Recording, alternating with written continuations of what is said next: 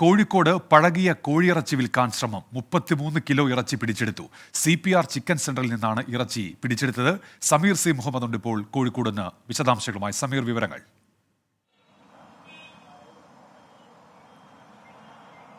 ഉന്മേഷ്, ഗുരുതരമായ ആരോഗ്യ പ്രശ്നമുണ്ടാക്കുന്ന ഒരു നടപടിയാണ് ഈ കടയിൽ ഉണ്ടായിരുന്നത്. കഴിഞ്ഞ ദിവസങ്ങളിലൊക്കെ തന്നെ ഇത്തരത്തിലുള്ള വിൽപ്പന നടത്തിയിരുന്നു. എന്നിരുന്നാൽ കാര്യമായ ഒരു പരാതി ഉണ്ടായിരുന്നില്ല. പക്ഷേ ഇന്നലെ സന്ധ്യയോടുകൂടെ പലരും ഇവിടെ നിന്ന് കോഴി കൊണ്ടുപോയി. അത് പിന്നീട് വീട്ടിലെത്തിയപ്പോഴാണ് അത് ദുർഗന്ധം വമിക്കുന്നതായി മനസ്സിലാക്കിയത്. തുടർന്ന് ഇവർ പരാതി നൽകുകയായിരുന്നു. ആ പരാതിയുടെ അടിസ്ഥാനത്തിലാണ് ആരോഗ്യവകുപ്പും അതുപോലെ തന്നെ ഭക്ഷ്യസുരക്ഷാ വകുപ്പും എത്തിക്കൊണ്ട് വിശദമായിട്ടുള്ള പരിശോധന നടത്തിയത്. ആ പരിശോധനയിൽ 33 കിലോ ചത്ത കോഴികളെ കണ്ടെത്തിയിട്ടുണ്ട്. അത് വിൽപ്പനയ്ക്കായി സൂക്ഷിച്ചതായിരുന്നു.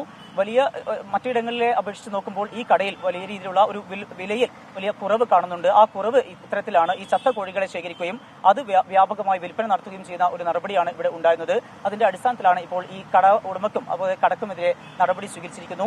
ഇത് പുതിയങ്ങാടി സ്വദേശിയായിട്ടുള്ള CP റഷീദിന്റെ ഉടമസ്ഥതയിലുള്ളതാണ് ഈ ചിക്കൻ കട. ഇതിന്റെ ലൈസൻസ് റദ്ദാക്കാനാണ് ഇപ്പോൾ പഞ്ചായത്ത് അധികൃതരുടെ തീരുമാനം. ശരി, സമീർ സി മുഹമ്മദ്, കോഴിക്കോട്.